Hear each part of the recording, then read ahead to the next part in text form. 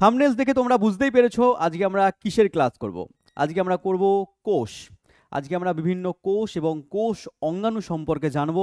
তোমরা যদি প্রিভিয়াস ইয়ারের প্রশ্নপত্র ঘাঁটো তাহলে বুঝতে পারবে বা জানতে পারবে যে কোষ থেকে কি কি পরীক্ষায় কেমন টাইপের প্রশ্ন দেয়।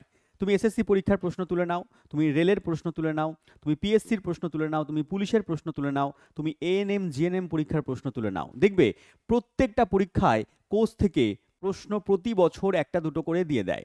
তো আজকে আমরা এই কোষ চ্যাপ্টারটা কমপ্লিট করব কনসেপ্ট সহকারে PYQ এর সঙ্গে। তো আজকের এই ক্লাসটা পুরোপুরি শেষ পর্যন্ত কমপ্লিট করলে আমি তোমাকে চ্যালেঞ্জ করে বলতে পারি যে কোষ নিয়ে তোমার কোনো সমস্যা হবে না।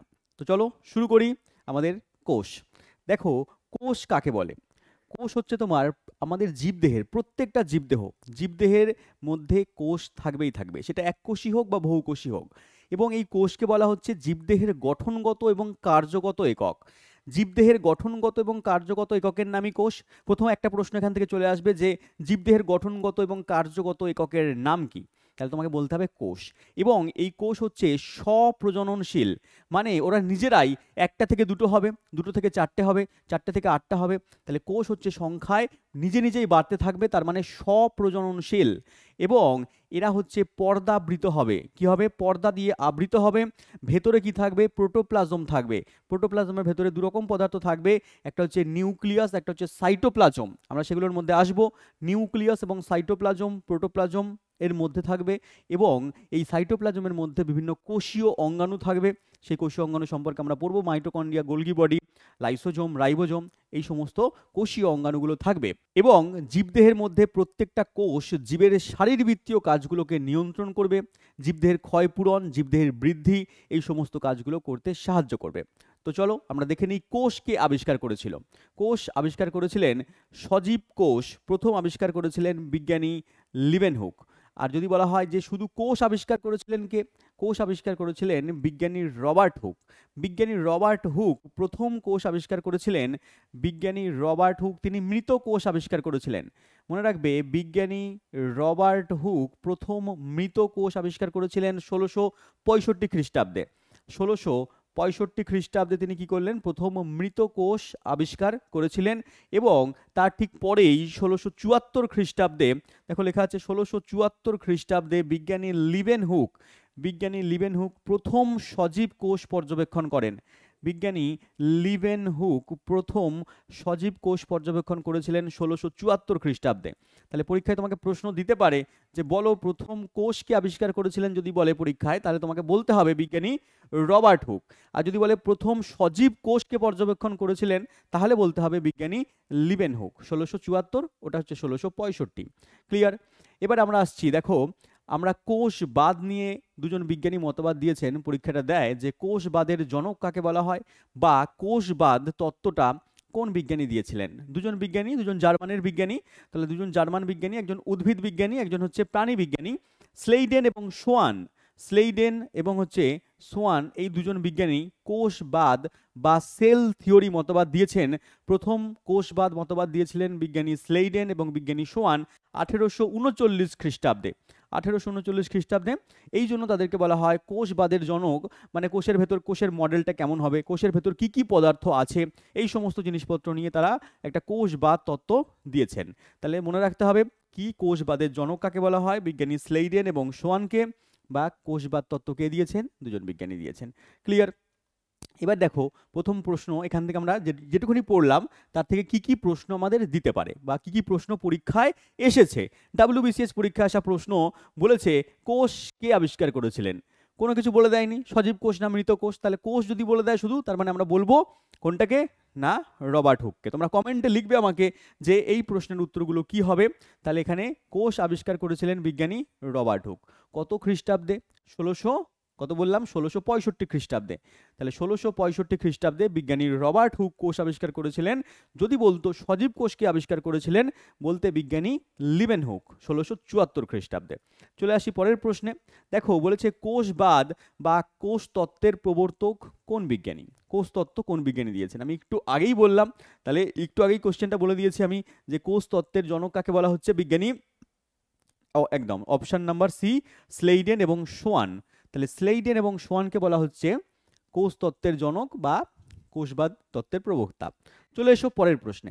বলেছে কোষ আবিষ্কৃত হয়েছিল, কোষ কত খ্রিস্টাব্দে আবিষ্কৃত হয়েছিল ডাইরেক্টলি না বলে এরা কি করেছে শতাব্দীতে দিয়ে দিয়েছে। তাহলে এখানে ষোড়শ শতাব্দী দেওয়া আছে, সপ্তদশ শতাব্দী দেওয়া আছে, সপ্তদশ শতাব্দীর শেষ দিকে, সপ্তদশ শতাব্দীর প্রথম দিকে, অষ্টাদশ শতাব্দীতে। আমরা কি বললাম? আমরা বললাম 1600, একটা বললাম 65, একটা বললাম 1674 সজীব কোষ। তার মানে এই 1600-র পর থেকে 1700 খ্রিস্টাব্দ পর্যন্ত এটাকে বলা হয় সপ্তদশ শতাব্দী। কি বলা হয়? সপ্তদশ শতাব্দী বলা হয়। তোমরা পড়বে ইতিহাসে ষোড়শ শতাব্দী, সপ্তদশ শতাব্দী কাকে বলা হচ্ছে। আমরা এখন চলছি যেমন একবিংশ শতাব্দীতে আমরা চলছি। তাহলে এটা হচ্ছে তোমার সপ্তদশ শতাব্দীর একেবারে শেষের দিকে হচ্ছে। তাহলে প্রথম দিকে নয়, শেষের দিকে। অপশান নাম্বার বিটা আমার ঠিক উত্তর হয়ে যাবে। চলে এসো পরের প্রশ্নে। বলেছে কোষের গঠন নিয়ে জীববিদ্যার যে শাখায় আলোচনা করা হয় তার নাম কি? কোষ সম্পর্কে জীববিদ্যার একটা শাখা করে দেওয়া হয়েছে দাদা, কোষের সম্পর্কে একটা আলাদা ডিপার্টমেন্ট করে দেওয়া হয়েছে। সেই ডিপার্টমেন্টের নাম কি? দেখো এসএসসি সিজিএল এ প্রশ্ন দিয়েছে, দেখো পিএসসিতে প্রশ্ন দিয়েছে, তার নাম হচ্ছে মনে রাখবে সাইটোলজি। কি নাম? সাইটোলজি। তাহলে সাইটোলজিতে পড়াশোনা করা হয় কোষ সম্পর্কিত বিভিন্ন রকম জিনিসপত্র নিয়ে আলোচনা করা হয়, পড়াশোনা করা হয়। সেটা হচ্ছে তোমার জীববিদ্যার একটা শাখা, সেটা হচ্ছে তোমার সাইটোলজি। ক্লিয়ার? চলো এরপর আমরা চলে আসি কোষের প্রকারভেদে। কোষ কত প্রকার? আমরা ছোটবেলা থেকে পড়ে আসছি কোষ হচ্ছে দুই প্রকার, একটা হচ্ছে প্রোক্যারিওটিক কোষ, একটা হচ্ছে ইউক্যারিওটিক কোষ। তোমরা ছোটবেলায় পড়েছো প্রোক্যারিওটিক, ইউক্যারিওটিক, তার আগে ছিল প্রোটোসেল, তার আগে তোমরা পড়েছো মাইক্রোস্ফিয়ার মতবাদ, এই সমস্ত জিনিসপত্রগুলো পড়েছো, যে সেখান থেকে আস্তে আস্তে প্রোটোসেল উৎপন্ন হলো, প্রোটোসেল থেকে আস্তে আস্তে প্রোক্যারিওটিক কোষ উৎপন্ন হলো, সেখান থেকে ইউক্যারিওটিক কোষ উৎপন্ন হলো। তাহলে এই প্রোক্যারিওটিক কোষ এবং ইউক্যারিওটিক কোষ কাকে বলে? প্রোক্যারিওটিক কোষ এবং ইউক্যারিওটিক কোষ কাকে বলে? কোন কোন প্রাণীদের দেহের মধ্যে প্রোক্যারিওটিক আছে, কোন কোন আমার জীবের মধ্যে ইউক্যারিওটিক আছে, এটা আমাদের জানতে হবে, পরীক্ষায় প্রশ্ন দেয় এখান থেকে। তাহলে প্রোক্যারিওটিক মানে কি? দেখো প্রো মানে কি, ঠিক আছে? প্রো মানে এখানে ভাববে না যে মোবাইলের প্রো, ঠিক আছে? মোবাইলের যে প্রো হয়, মোবাইল দিয়ে দিলাম রিয়েলমি 8 প্রো এরকম দিয়ে দিলাম, ঠিক আছে? তাহলে প্রো মানে তোমরা ভাববে যে একটু আপডেট ভার্সান। প্রো মানে এখানে আপডেট ভার্সান না, প্রো মানে এখানে হচ্ছে আদি। প্রো মানে কি? আদি। মনে রাখবে প্রো মানে হচ্ছে আদি। এবং ক্যারিয়ন মানে হচ্ছে নিউক্লিয়াস। ক্যারিয়ন মানে কি? নিউক্লিয়াস। সেখান থেকে আসছে প্রোক্যারিওটিক সেল, মানে আদি নিউক্লিয়াস যুক্ত সেল, আদি নিউক্লিয়াস যুক্ত কোষ। তার মানে কি? স্যার আদি নিউক্লিয়াস মানে কি? আদিদেব মহাদিদেব? বললাম না, আদিদেব মহাদিদেব না, এখানে এখানে হচ্ছে আদি নিউক্লিয়াস মানে যে নিউক্লিয়াসের মধ্যে আদর্শ, যে কোষের মধ্যে আদর্শ নিউক্লিয়াস থাকবে না। বলে আদর্শ নিউক্লিয়াস মানে কি? বললাম আদর্শ নিউক্লিয়াস মানে আমি একটু পরেই পড়াবো নিউক্লিয়াস সম্পর্কে। নিউক্লিয়াসের চারটে অংশ, একটা হচ্ছে নিউক্লিয় পর্দা, একটা হচ্ছে নিউক্লিয় লাস, একটা হচ্ছে নিউক্লিয় জালিকা এবং একটা হচ্ছে নিউক্লিয় প্লাজম। তার মধ্যে এখানে দেখো নিউক্লিয় পর্দা থাকে না, নিউক্লিয় লাস থাকে না, নিউক্লিয় জালিকা থাকে না। তার মানে তিনটে অংশই থাকে না। তার মানে কি থাকে? নিউক্লিয়াসের একেবারে নড়বড়ে অংশ থাকে, মানে একেবারে পাতি ভাষায় বলতে গেলে অনুন্নত নিউক্লিয়াস থাকে। তাহলে অনুন্নত নিউক্লিয়াস থাকবে না থাকার মতো, তাহলে সেরকম নিউক্লিয়াস থাকবে আদি নিউক্লিয়াস, কোনো আদর্শ নিউক্লিয়াস থাকবে না। পর্দা ঘেরা কোষীয় অঙ্গাণু থাকবে না। বাদবাকি যে কোষীয় অঙ্গাণুগুলো একটু পরে আমি বলবো, এই পর্দা ঘেরা কোষীয় অঙ্গাণু এখানে থাকবে না, যেমন মাইটোকন্ড্রিয়া থাকবে না, যেমন প্লাস্টিড থাকবে না, এই সমস্ত জিনিসপত্র এদের মধ্যে থাকবে না। তার মানে পর্দা ঘেরা কোষীয় অঙ্গাণু থাকবে না। ক্রোমোজোম গঠিত হবে না, এই সমস্ত কোষের মধ্যে ক্রোমোজোম থাকবে না। উন্নত কোষের মধ্যে আমরা দেখবো ক্রোমোজোম রয়েছে, তার মধ্যে ডিএনএ আরএনএ রয়েছে। তাহলে এই সমস্ত কোষে ক্রোমোজোম নেই, তাদেরকে আমরা প্রোক্যারিওটিক কোষ বলবো। তাহলে বলবো এইসব কোষ কাদের মধ্যে পাওয়া যায়, কাদের মধ্যে প্রোক্যারিওটিক কোষ পাওয়া যাচ্ছে? বললাম একেবারে অনুন্নত যে সমস্ত জীবেরা রয়েছে, যেমন ব্যাকটেরিয়া, ব্যাকটেরিয়ার মধ্যে রয়েছে রাইজোবিয়াম, ই কোলাই, এই সমস্ত ব্যাকটেরিয়ার মধ্যে পাওয়া যাচ্ছে। নীলাভ সবুজ শৈবালের মধ্যে পাওয়া যাচ্ছে নষ্টক অ্যানাবিনা, মাইকোপ্লাজমা। তাহলে এইগুলো অতি ক্ষুদ্রাতি ক্ষুদ্র জীব, এদের মধ্যে পাওয়া যাচ্ছে প্রোক্যারিওটিক কোষ। মনে রাখবে রাইজোবিয়াম, মনে রাখবে ই কোলাই। ই কোলাই পাওয়া যায় মানুষের অন্ত্রে, তাহলে মানুষের অন্ত্রে পাওয়া যায় ই কোলাই নামক ব্যাকটেরিয়া। বেটা ভালো কাজ করে, সব ব্যাকটেরিয়া খারাপ কাজ করে না। তাহলে ই কোলাই পাওয়া যায় মানুষের অন্ত্রে। মনে রাখবে এরা কি কাজ করে না, ভিটামিন B12কে সংশ্লেষ করতে সাহায্য করে। ই কোলাই এই ব্যাকটেরিয়াটা ভালো কাজ করে, ভিটামিন B12 একে সংশ্লেষ করতে সাহায্য করে। রাইজোবিয়াম এটাও ভালো কাজ করে, এটা হচ্ছে তোমার মটর জাতীয় গাছের মূলে পাওয়া যায়, মটর জাতীয় গাছের মূলে পাওয়া যায়, মটর জাতীয় গাছের মূলে পাওয়া যাচ্ছে। এবং এটা কি করছে? নাইট্রোজেনকে আবদ্ধ করতে সাহায্য করছে। তাহলে বাতাসের নাইট্রোজেনকে আবদ্ধ করতে সাহায্য করছে রাইজোবিয়াম। আর নীলাভ সবুজ শৈবালের মধ্যে পড়ছে নষ্টক অ্যানাবিনা, তার সঙ্গে মাইকোপ্লাজমা, মনে রাখবে এদের কোষগুলো হচ্ছে প্রোক্যারিওটিক কোষ। এবারে আমরা দেখব ইউক্যারিওটিক কোষ কাকে বলে। এগুলো হচ্ছে উন্নত জীবের মধ্যে থাকবে। প্রোক্যারিওটিক অনুন্নত জীবের মধ্যে ছিল, এটা হচ্ছে উন্নত জীবের মধ্যে থাকবে, যেখানে নিউক্লিয় পর্দা, নিউক্লিয় লাস, নিউক্লিয় জালিকা, নিউক্লিয় প্লাজম, চারটে নিউক্লিয়াসের চারটে অংশ সমেত সুগঠিত নিউক্লিয়াস থাকবে, উন্নত নিউক্লিয়াস যুক্ত হবে এবং এর গঠন অপেক্ষাকৃত জটিল হবে, পর্দা ঘেরা কোষীয় অঙ্গাণু থাকবে। বুঝেছেন, পর্দা থাকবে, পর্দা, তাহলে পর্দা ঘেরা কোষীয় অঙ্গাণু এখানে পাওয়া যাবে, যেমন মাইটোকন্ড্রিয়া থাকবে, প্লাস্টিড থাকবে, এছাড়াও অন্যান্য কোষীয় অঙ্গাণু এখানে উপস্থিত থাকবে। তাকে আমরা বলবো ইউক্যারিওটিক কোষ। এখানে ক্রোমোজোম গঠিত হবে, এখানে ডিএনএ থাকবে। এই সমস্ত কোষগুলোকে আমরা বলবো আদর্শ কোষ বা ইউক্যারিওটিক কোষ। কাদের মধ্যে পাওয়া যাবে এগুলো? এগুলো যে কোনো উন্নত প্রাণী, এককোষী জীব থেকে শুরু করে যত রকম প্রাণী আছে, যত রকম উদ্ভিদ আছে, আমরা চোখে যেগুলো দেখতে পাই বা এখানে চোখে যেগুলো দেখতে পাই না, যেমন অ্যামিবা, ইউগ্লিনা, এই সমস্ত কোষগুলো হচ্ছে তোমার অ্যামিবা এককোষী প্রাণী, তাও এদের কোষটা হচ্ছে ইউক্যারিওটিক কোষ। তাহলে এই অ্যামিবা, ইউগ্লিনা থেকে শুরু করে এককোষী জীব, সমস্ত রকম ছত্রাক, যত রকম উদ্ভিদ আছে, সমস্ত উদ্ভিদ যত রকম চোখে দেখা যায়, মানে সব প্রাণী, সেই সমস্ত প্রাণী, উদ্ভিদ, সমস্ত রকমের কোষগুলো হচ্ছে তোমার ইউক্যারিওটিক কোষ। পরীক্ষা অনেক সময় দিয়ে দেয়, বলো অ্যামিবার কোষ কিরকম কোষ? ইউক্যারিওটিক, প্রোক্যারিওটিক এরকম দিয়ে দেবে। মেসোক্যারিওটিক কি হবে? তাহলে তোমাকে বলতে হবে অ্যামিবার কোষ। অনেক ছেলেপিলে ভাবে যে স্যার এটা তো অ্যামিবা এককোষী প্রাণী, তাহলে এটা নিশ্চয়ই প্রোক্যারিওটিক হবে। না, অ্যামিবার কোষ প্রোক্যারিওটিক না, এটা এককোষী প্রাণী হওয়া সত্ত্বেও এটা হচ্ছে তোমার ইউক্যারিওটিক কোষ যুক্ত হচ্ছে। এককোষী প্রাণী, তাও এরা হচ্ছে ইউক্যারিওটিক কোষ যুক্ত হচ্ছে। ক্লিয়ার? চলে এসো কতগুলো প্রশ্নে। দেখো কি বলেছে, শুধুমাত্র প্রোক্যারিওটের জন্য অনন্য উপাদানটি শনাক্ত করো। তার মানে বলেছে প্রোক্যারিওটিক কোষে যে উপাদানটা পাওয়া যায় সেটাকে শনাক্ত করতে।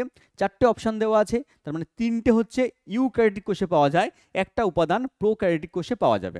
কোন পরীক্ষায় দিয়েছে দেখতে পাচ্ছ? সিএইচএসএল পরীক্ষায় আসা প্রশ্ন এটা। দেখো নিউক্লিয়াস, আমরা একটু আগেই বললাম যে প্রোক্যারিওটিক কোষে সুগঠিত নিউক্লিয়াস থাকে না, সুগঠিত নিউক্লিয়াস এখানে পাওয়া যাবে না, ক্রোমোজোম পাওয়া যাবে না, প্রোক্যারিওটিক কোষের মধ্যে ক্রোমোজোম থাকবে না। দেখো এখানে বলেছি nuclear membrane, option number D, nuclear membrane মানেই হচ্ছে নিউক্লিয় পর্দা, তাহলে নিউক্লিয় পর্দা এখানে থাকবে না। দেখো আমি একটু আগেই বললাম নিউক্লিয় পর্দা নেই, নিউক্লিয় জালিকা নেই, সুগঠিত নিউক্লিয়াস নেই। দেখতে পাচ্ছ এখানে বলেছেন আদর্শ নিউক্লিয়াস থাকবে না, নিউক্লিয় পর্দা, নিউক্লিয় লাস, নিউক্লিয় জালিকা থাকবে না, ক্রোমোজোম দেখো থাকবে না। তাহলে এইগুলোকে বলা হচ্ছে প্রোক্যারিওটিক কোষ। তার মানে আমার এই নিউক্লিয়াস বাদ চলে গেল, আমার এখানে ক্রোমোজোম বাদ চলে গেল, নিউক্লিয় পর্দা বাদ চলে গেল। কোনটা হবে? অপশান নাম্বার তাহলে সিটা হয়ে যাবে মেসোজোম। বলে স্যার মেসোজোম কি করে? মেসোজোম হচ্ছে তোমার মাইটোকন্ড্রিয়ার পরিবর্তে মেসোজোম এখানে থাকছে। বলে মাইটোকন্ড্রিয়া কি কাজ করে? বললাম একটু পরে আমি বলবো মাইটোকন্ড্রিয়া কি কাজ করে। মাইটোকন্ড্রিয়া কোষের শক্তিঘর হিসেবে কাজ করে, কোষের মধ্যে শক্তি উৎপন্ন করতে কাজ করে, এই জন্য মাইটোকন্ড্রিয়াকে শক্তিঘর বলা হয়। বলে তাহলে মাইটোকন্ড্রিয়ার পরিবর্তে যখন মেসোজোম থাকবে তাহলে মেসোজোমও নিশ্চয়ই শক্তি উৎপন্ন করবে। বললাম একদম, মেসোজোমও হচ্ছে প্রোক্যারিওটিক কোষে শক্তি উৎপন্ন করতে সাহায্য করবে মেসোজোম। মাইটোকন্ড্রিয়ার বদলে এখানে ট্রান্সপ্ল্যান্ট করে দেওয়া হচ্ছে মেসোজোমকে। চলে এসো পরের প্রশ্নে। দেখো এসএসসি, সিজিএল, পিএসসিতে আসা প্রশ্ন। বলেছে নিম্নের কোন উপাদানটি শুধুমাত্র ইউক্যারিওটিক কোষে পাওয়া যাবে? এটাকে ইউক্যারিওটিক কোষে করে দাও। ইউক্যারিওটিক কোষে দেখতে পাওয়া যায়, প্রোক্যারিওটিক কোষে পাওয়া যায় না। দেখো দেওয়া আছে রাইবোজোম, দেওয়া আছে প্লাজমা মেমব্রেন, দেওয়া আছে নিউক্লিয়ার মেমব্রেন, দেওয়া আছে সাইটোপ্লাজম দেওয়া আছে। তাহলে কোন উপাদানটা শুধুমাত্র ইউক্যারিওটিক কোষে পাওয়া যায়? এর আগের প্রশ্নটা পড়লে এই প্রশ্নের উত্তর তুমি সহজেই দিতে পারবে। দেখো আগের প্রশ্নে আমি বললাম যে নিউক্লিয়ার মেমব্রেন বা নিউক্লিয় পর্দা, এটা কোথায় পাওয়া যাচ্ছে? ইউক্যারিওটিক কোষে। ক্রোমোজোম কোথায় পাওয়া যাচ্ছে? ইউক্যারিওটিক কোষে। নিউক্লিয়াস কোথায় পাওয়া যাচ্ছে? ইউক্যারিওটিক কোষে। তাহলে এখানে বলেছে ইউক্যারিওটিক কোষে দেখতে পাওয়া যায় এমন একটা উপাদানের নাম, অপশান নাম্বার কোনটা হবে? বুঝতে পারছো, সি হয়ে যাবে, নিউক্লিয়ার মেমব্রেন। এটা প্রোক্যারিওটিক কোষে পাওয়া যায় না, এটা ইউক্যারিওটিক কোষে পাওয়া যাচ্ছে। চলে এসো পরের প্রশ্নে। বলেছে নিম্নলিখিতর মধ্যে যেটি প্রোক্যারিওটিক কোষযুক্ত জীব তার নাম কি? প্রোক্যারিওটিক কোষযুক্ত জীবের আমি উদাহরণ বললাম একটু আগেই। দেখো ইস্ট হবে, নাকি শৈবাল হবে, নাকি নীলাভ সবুজ শৈবাল হবে, নাকি ইউগ্লিনা হবে? কোনটা সঠিক উত্তর হবে কমেন্টে আমাকে অবশ্যই বলবে। এখানে আমি একটু আগেই এর উদাহরণ বলে দিয়েছি। দেখো প্রোক্যারিওটিকের উদাহরণ কোথায় রয়েছে দেখতে পাচ্ছ, এখানে রয়েছে ব্যাকটেরিয়া, রাইবোজোম, ইকোলাই, নীলাভ সবুজ শৈবাল, নষ্ট ক্যানাবিনা। এর মধ্যে পড়ছে নষ্ট ক্যানাবিনা, তাহলে অপশানে আমার ছিল নীলাভ সবুজ শৈবাল, তাহলে আমার অপশান নাম্বার সি হয়ে যাবে সঠিক উত্তর। চলে আসো পরের প্রশ্নে। আচ্ছা, পরের প্রশ্নে যাওয়ার আগে এর পরের টপিকগুলো আমরা এরপরে পড়বো। কোষ প্রাচীর সম্পর্কে আমরা জানবো, আমরা কোষ পর্দা সম্পর্কে জানবো, মাইটোকন্ড্রিয়া সম্পর্কে জানবো, নিউক্লিয়াস সম্পর্কে জানবো। তার আগে তোমাদের বলে দিই যে আমার ক্লাস তোমরা জানো ইউটিউবে 3 দিন থাকে। ইউটিউবে 3 দিন আমার ক্লাস থাকে, সোমবার, বুধবার এবং শুক্রবার। এই 3 দিন ইউটিউবে তোমরা আমার ক্লাস পেয়ে যাবে। বাদবাকি স্যার ম্যাডামদের ইউটিউবের ক্লাসের রুটিন এখানে দেওয়া আছে, তোমরা এখান থেকে স্ক্রিনশট তুলে নিতে পারো বা দেখে নিতে পারো। আর যদি তোমার মনে হয় স্যার আমরা বেসিক থেকে পড়তে চাই, আপনি তো এখানে টপিক ওয়াইজ পড়াচ্ছেন, মাঝখানে একবার সালোক সংশ্লেষ পড়াচ্ছেন, একবার কোষ পড়াচ্ছেন, একবার ফিজিক্সের কোনো টপিক পড়াচ্ছেন, কেমিস্ট্রির কোনো টপিক পড়াচ্ছেন, আমরা চ্যাপ্টার ওয়াইজ ধরে ধরে পড়তে চাই। আমরা সেই কবে মাধ্যমিক লেভেলে সায়েন্সটা পড়েছি, তারপরে সায়েন্সটা আমরা পুরো গুলে খেয়ে ফেলেছি।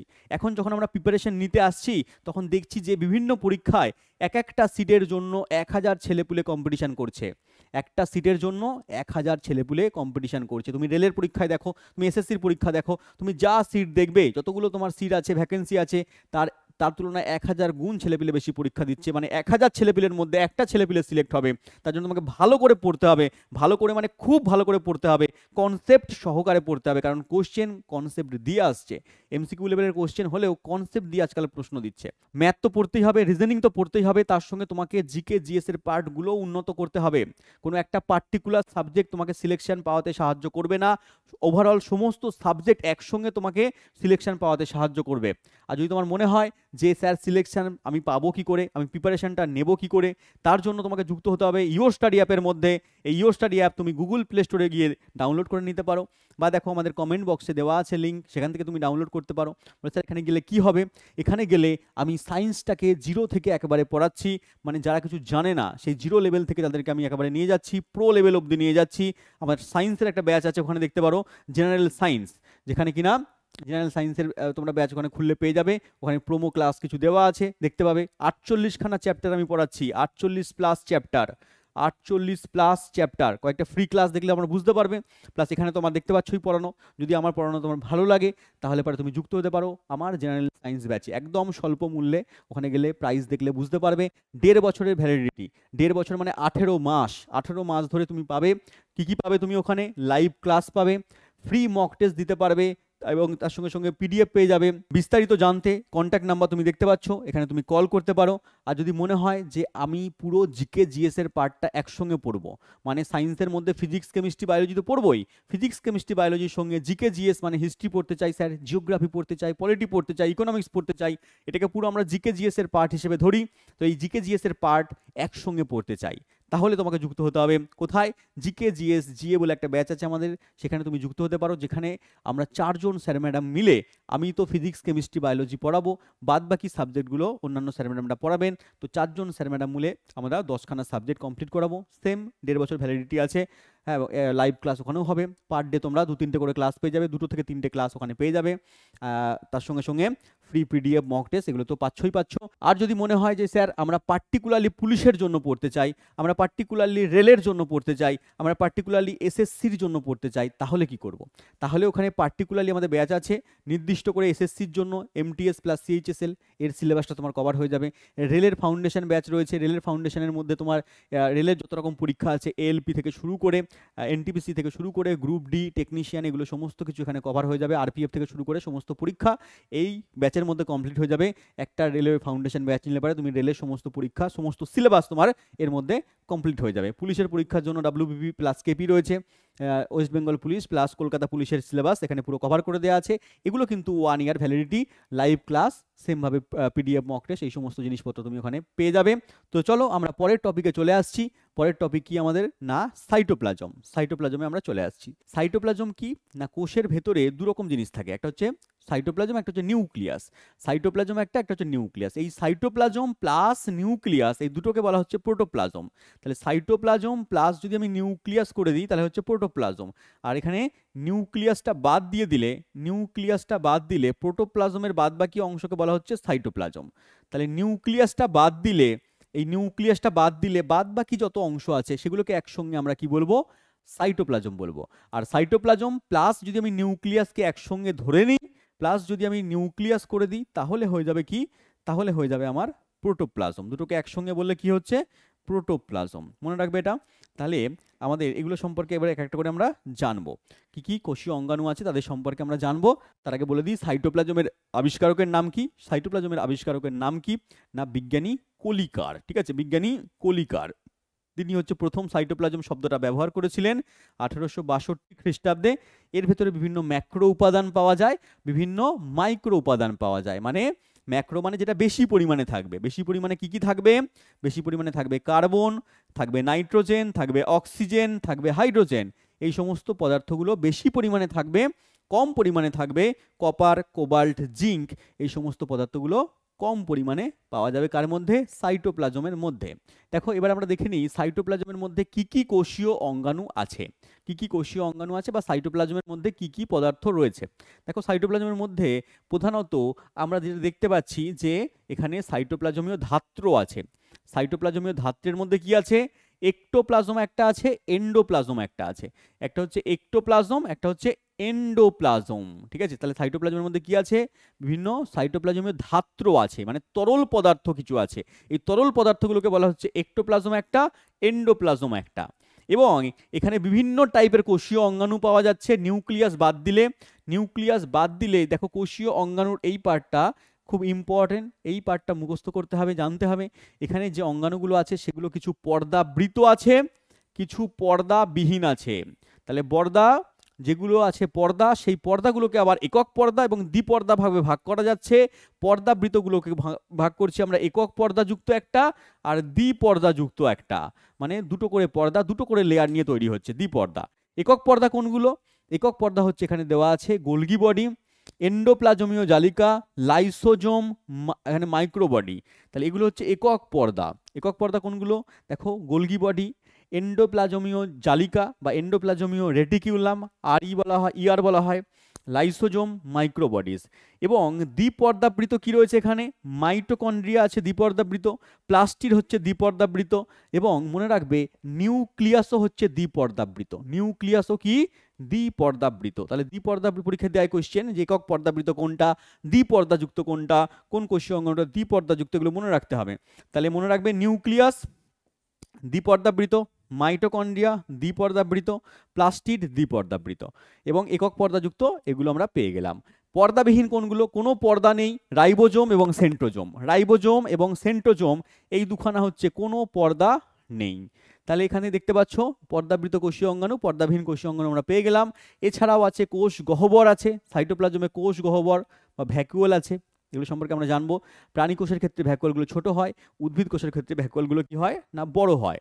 এছাড়াও কিছু নির্জীব পদার্থ আছে, অজীবীয় কিছু বস্তু আছে যেগুলো সাইটোপ্লাজমে সঞ্চিত থাকছে। তার মধ্যে সঞ্চিত বস্তুর মধ্যে পড়ছে প্রোটিন, পড়ছে কার্বোহাইড্রেট, পড়ছে ফ্যাট, পড়ছে কিছু খরিত বস্তু আছে, ওখান থেকে খরিতও হয় উৎসেচক, রঞ্জক পদার্থ, বা তোমার এর ক্ষেত্রে উদ্ভিদের ক্ষেত্রে মকরন্দ বা নেকটার রয়েছে। এবং এখানে কিছু কি রয়েছে? বর্জিত পদার্থ রয়েছে, উদ্ভিদের ক্ষেত্রে সঞ্চিত থাকে, প্রাণীদের ক্ষেত্রে বর্জিত পদার্থগুলো বাইরে বেরিয়ে যায়। উদ্ভিদের ক্ষেত্রে সঞ্চিত পদার্থ পাওয়া যায় গদ, রজন, তরুক্ষীর, উপক্ষার, এগুলো উদ্ভিদের ক্ষেত্রে পাওয়া যায়। উদ্ভিদ কোষের মধ্যে মানে উদ্ভিদ কোষের সাইটোপ্লাজমের মধ্যে এগুলো পাওয়া যাচ্ছে। একবার এই চার্টটা তোমরা স্ক্রিনশট তুলে নিতে পারো, ইম্পর্টেন্ট চার্ট দেখে নিলে এখানে। এবার আমরা চলে আসছি কোশ্চেনে। দেখো কোশ্চেন দিয়েছে প্রোটোপ্লাজমই জীবনের ভৌত ভিত্তি। এই উক্তিটার প্রবক্তা কে? আমি বললাম প্রোটোপ্লাজম, সাইটোপ্লাজম এবং হচ্ছে তোমার নিউক্লিয়াস নিয়ে তৈরি হচ্ছে। তাহলে সাইটোপ্লাজম এবং নিউক্লিয়াস নিয়ে কোষ তৈরি হচ্ছে। কোষ জীবদেহের গঠনগত কার্যগত একক। তাহলে কোষ না থাকলে জীবদেহ থাকবে না, আর কোষের মধ্যে কি থাকবে? প্রোটোপ্লাজম থাকবে। প্রোটোপ্লাজম না থাকলে কোষ থাকবে না। তাহলে সেই কোষকেই বলা হচ্ছে কি? জীবদেহের গঠনগত কার্যগত একক। এবং কোষের ভেতরে প্রোটোপ্লাজম আছে, প্রোটোপ্লাজমকে বলা হচ্ছে জীবনের ভৌত ভিত্তি। আর এই উক্তিটা কে দিয়েছেন? আর কেউ নয়, বিজ্ঞানী হাক্সলে দিয়েছেন। বিজ্ঞানী হাক্সলে দিয়েছেন প্রোটোপ্লাজমই জীবনের ভৌত ভিত্তি। ক্লিয়ার? চলে এসো পরের প্রশ্নে। একটি পর্দাবিহীন কোষীয় অঙ্গাণুর নাম। পর্দাবিহীন দুটো কোষীয় অঙ্গাণুর নাম বলেছি, একটা রাইবোজোম, একটা হচ্ছে তোমার সেন্ট্রোজোম। রাইবোজোম এবং সেন্ট্রোজোম, অপশানে আছে রাইবোজোম, হয়ে গেল। সেন্ট্রোজোম থাকলে সেন্ট্রোজোমও হয়ে যেত। চলে এসো পরের প্রশ্নে। দেওয়া আছে গঠনগত কোন স্তর শ্যাওলা, ছত্রাক বা গাছের কোষের চারধারে থাকে এবং যান্ত্রিক চাপের বিরুদ্ধে প্রকার্য বল বা নিরাপত্তা প্রদান করে?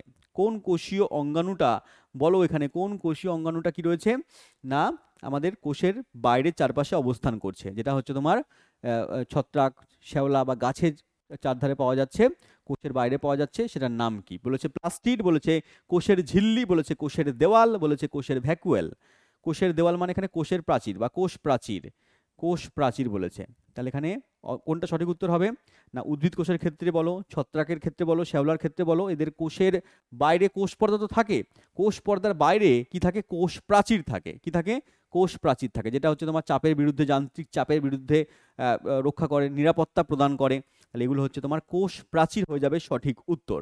চলে এসো, কোনটা দ্বিপর্দা বেষ্টিত কোষীয় অঙ্গাণু? দ্বিপর্দা বেষ্টিত কোষীয় অঙ্গাণুর নাম কি? আমি একটু আগেই বললাম লাইসোজোম হবে না, একক পর্দাযুক্ত। রাইবোজোম এ তো পর্দাবিহীন। নিউক্লিয়াস দেওয়া আছে, নিউক্লিয়াস হচ্ছে দ্বিপর্দা বেষ্টিত।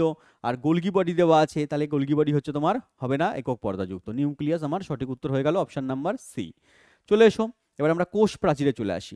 কোষ প্রাচীর কার মধ্যে পাওয়া যায়? আমি একটু আগেই বললাম যে উদ্ভিদ কোষ বলো, ছত্রাক বলো, কিছু ব্যাকটেরিয়া বলো, এদের বাইরে কি পাওয়া যাচ্ছে? কোষ পর্দারও বাইরে। কোষের বাইরে তো কোষ পর্দা আছে, কোষ পর্দারও বাইরে কি আছে? কোষ প্রাচীর আছে। তাহলে উদ্ভিদ কোষে, মূলত উদ্ভিদ কোষে, আরও কিছু ছত্রাক ব্যাকটেরিয়ার কোষেও পাওয়া যায়। এদের বাইরে সেলুলোজ নির্মিত, সেলুলোজ দ্বারা গঠিত, সেলুলোজ নির্মিত পুরু, দৃঢ়, ভেদ্য, স্থিতিস্থাপক। পুরু মানে বুঝতে পারছো মোটা, দৃঢ় শক্ত, ঠিক আছে, এবং হচ্ছে ভেদ্য, ভেদ্য মানে এখানে খাবার দাবার, জল এগুলো যাবে। তাহলে পরে এগুলো ভেদ্য, স্থিতিস্থাপক আবরণ থাকে, যাকে আমরা বলছি কোষ প্রাচীর। কি বলছি আমরা? কোষ প্রাচীর বা সেল ওয়াল বলা হয়। কি বলা হয়? সেল ওয়াল বলা হচ্ছে। এটা উদ্ভিদ কোষে, কিছু ব্যাকটেরিয়া, কিছু ছত্রাকের কোষে পাওয়া যায়, প্রাণী কোষে পাওয়া যায় না। যে কোনো প্রাণী কোষে এটা কোষ প্রাচীর পাওয়া যাবে না। এরকম টাইপের পাওয়া যাচ্ছে কোষ প্রাচীর, বাইরের দিকে এরকম ভাবে রয়েছে, দেখো কোষ প্রাচীর পাওয়া যাচ্ছে। কোষ প্রাচীরের ভেতরে কি পাওয়া যাবে? না কোষ পর্দা পাওয়া যাবে। কোষ প্রাচীরের ভেতরে কোষ পর্দা রয়েছে।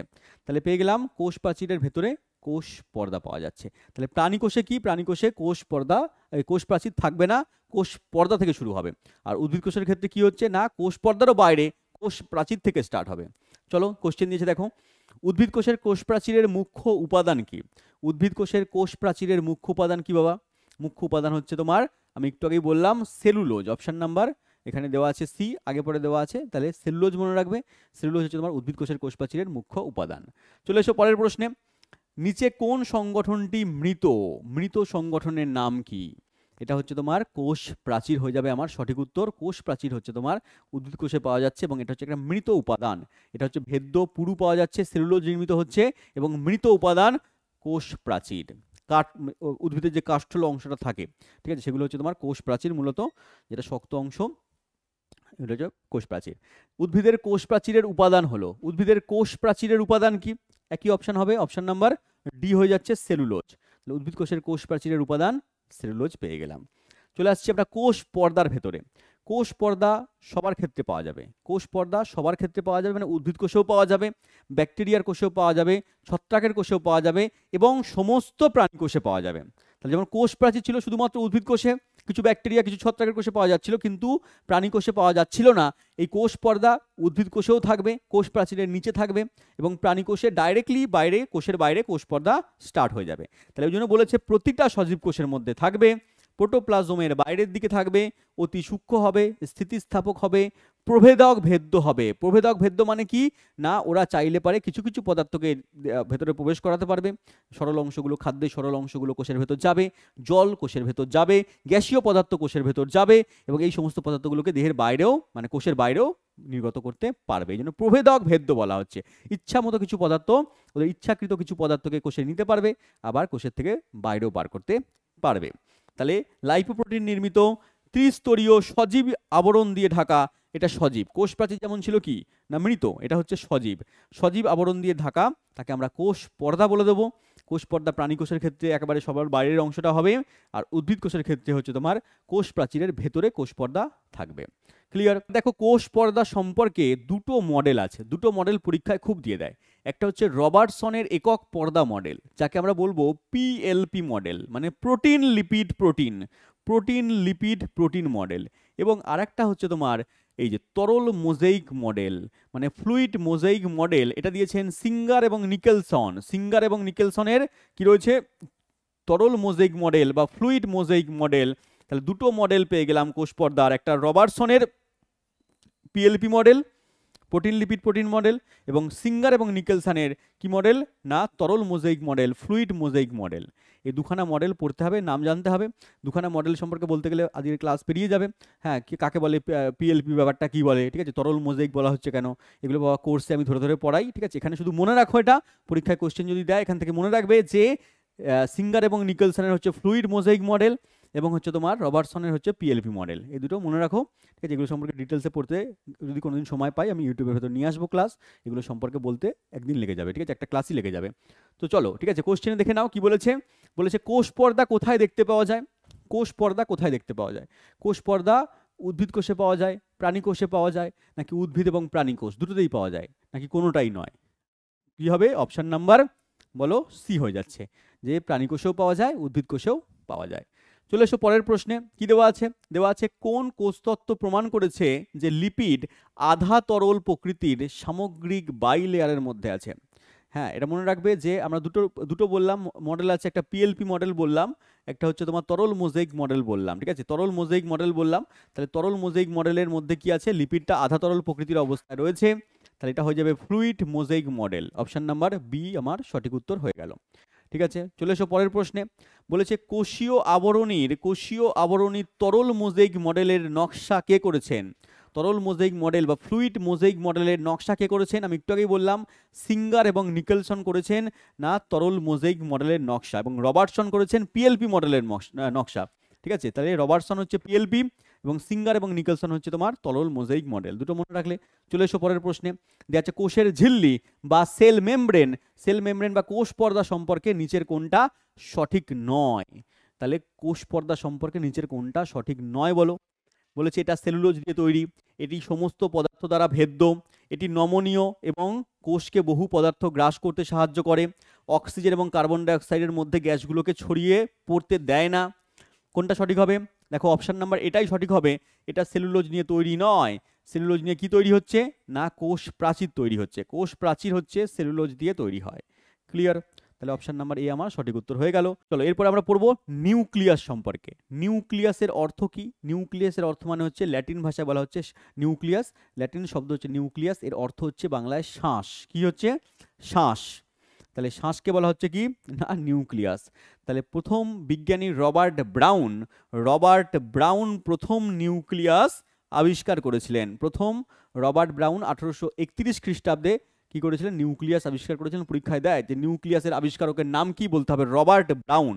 ক্লিয়ার? কাকে বলে নিউক্লিয়াস? নিউক্লিয়াস হচ্ছে কোষের সবচেয়ে ঘন অংশ, প্রোটোপ্লাজমের মধ্যে সবচেয়ে ঘন অংশ, গোলাকার অংশ, প্রোটিন লিপিড দিয়ে তৈরি হচ্ছে এবং বাইরে দ্বি-একক পর্দা দিয়ে বেষ্টিত হচ্ছে। এর মধ্যে নিউক্লিয় জালিকা পাওয়া যায়, 4টে অংশ পাওয়া যায়, তার মধ্যে একটা অংশ হচ্ছে নিউক্লিয় জালিকা। সেই নিউক্লিয় জালিকার মধ্যে থাকে ক্রোমোজোম, সেই ক্রোমোজোমের মধ্যে থাকে ডিএনএর মধ্যে থাকে জিন, যেগুলো বংশগত পদার্থকে বহন করে নিয়ে চলে যাচ্ছে। ডিএনএ মানে কি? ডিএনএ মানে ডিঅক্সি রাইবো নিউক্লিক অ্যাসিড। তাহলে এগুলো পড়িয়েছি আমি, দেখবে আগে ডিএনএ আরএনএ এগুলো পড়িয়েছি। তাহলে ডিএনএ এগুলো হচ্ছে তোমার নিউক্লিয়াসের মধ্যে পাওয়া যাচ্ছে, কোষের যাবতীয় কাজকে নিয়ন্ত্রণ করছে। এই জন্য আমরা নিউক্লিয়াসকে কোষের মস্তিষ্ক বলছি। কোষের মস্তিষ্ক বলা হচ্ছে কি না নিউক্লিয়াসকে বলা হচ্ছে কোষের মস্তিষ্ক, কোষের সমস্ত কাজকে নিয়ন্ত্রণ করছে। তাহলে আমরা নিউক্লিয়াস পেয়ে গেলাম, কোষের সবচেয়ে ঘন অংশ, গোলাকার অংশ, প্রোটিন লিপিড এগুলো নিয়ে তৈরি হচ্ছে, দুটো একক পর্দা দিয়ে বেষ্টিত হচ্ছে।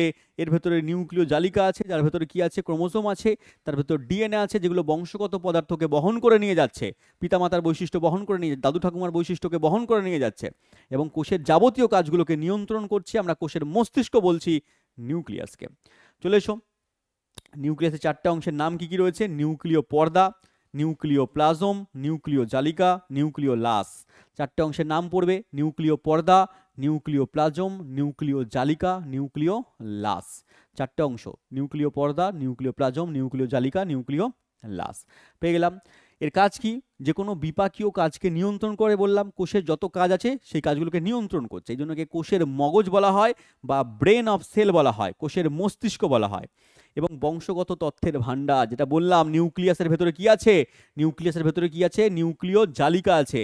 এই নিউক্লিয় জালিকার ভেতরে আছে ক্রোমোজোম, এই ক্রোমোজোমগুলোর ভেতরে আছে ডিএনএ, যেগুলো বংশগত পদার্থকে বহন করে নিয়ে যাচ্ছে। ক্লিয়ার? এই জন্য বংশগতি বৈশিষ্ট্যকে সংরক্ষিত রাখছে আমাদের নিউক্লিয়াস। কোশ্চেন বলে দাও কি হবে উত্তর? কোষের মস্তিষ্ক কাকে বলা হয়? সহজ উত্তর, জলের দরে ফলের রসের মতো প্রশ্ন, নিউক্লিয়াসকে বলা হয় কোষের মস্তিষ্ক। বলেছে দেহকোষের ডিপ্লয়েড নিউক্লিয়াসকে বলা হয়, দেহকোষের ডিপ্লয়েড নিউক্লিয়াসকে কি বলা হয়? দেহকোষের মধ্যে একটা হয় হ্যাপ্লয়েড নিউক্লিয়াস, একটা হয় ডিপ্লয়েড নিউক্লিয়াস। হ্যাপ্লয়েডকে আমরা এন দিয়ে প্রকাশ করি, ডিপ্লয়েডকে আমরা 2n দিয়ে প্রকাশ করি। এটাকে কি বলা হয়? প্রো নিউক্লিয়াস নাকি অ্যাম্ফি নিউক্লিয়াস নাকি হেমি নিউক্লিয়াস নাকি হেটারো নিউক্লিয়াস? মনে রাখবে এটাকে বলা হয় আমাদের হেটারো নিউক্লিয়াস।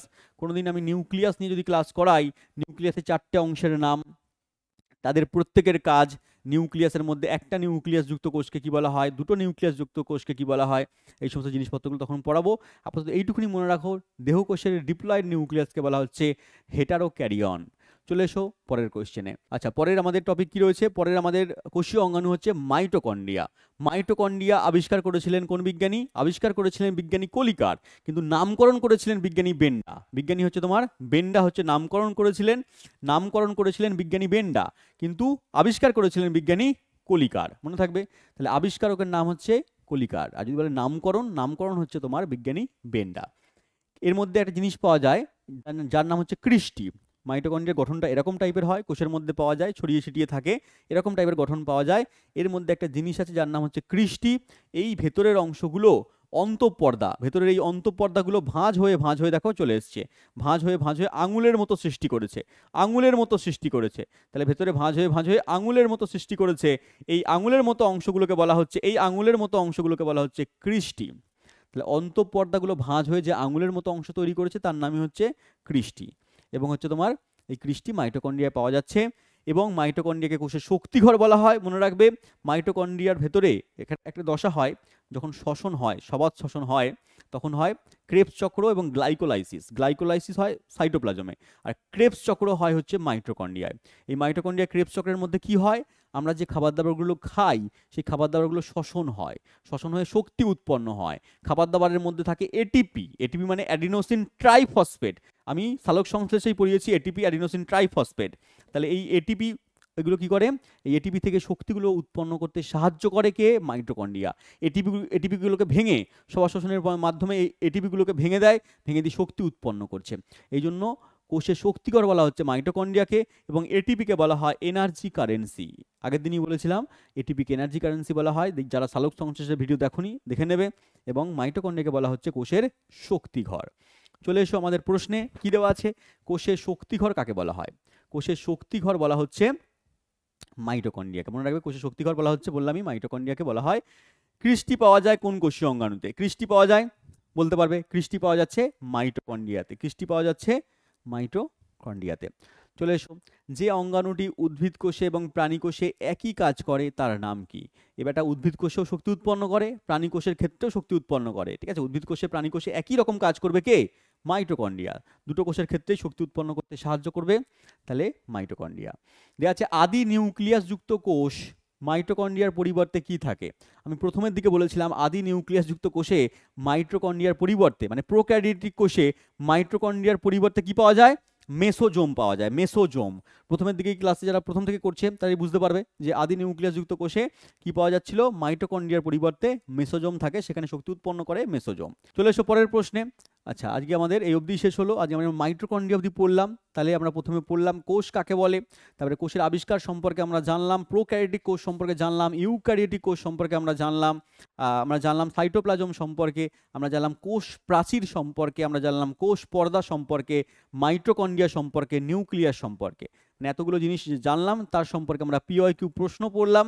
আরও বিভিন্ন কোষীয় অঙ্গাণু আছে, যদি কোনোদিন আমি সময় পাই ইউটিউবের ভেতরে, তাহলে বাদবাকি কোষীয় অঙ্গাণু সম্পর্কেও আরও ক্লাস নিয়ে আসবো। ততক্ষণে কমেন্টে লিখবে যে বাদবাকি কোষীয় অঙ্গাণুগুলো সম্পর্কে ক্লাস চাও কিনা। মানে রাইবোজোম আছে, লাইসোজোম আছে, প্লাস্টিড আছে, গোলগি বডি আছে, এন্ডোপ্লাজমিক রেটিকুলাম আছে, এই সমস্ত কোষীয় অঙ্গাণু সম্পর্কে সেন্ট্রোজোম রয়েছে। যদি ক্লাস চাও তাহলে পরে কমেন্টে লিখবে যে বাদবাকি কোষীয় অঙ্গাণুর ক্লাস স্যার আমরা চাই, তাহলে আমি পরের ক্লাসগুলো নিয়ে আসবো। চলো, দেখা হচ্ছে তাহলে পরের ক্লাসে। ততক্ষণ ভালো থেকো। Thank you. জয় হিন্দ।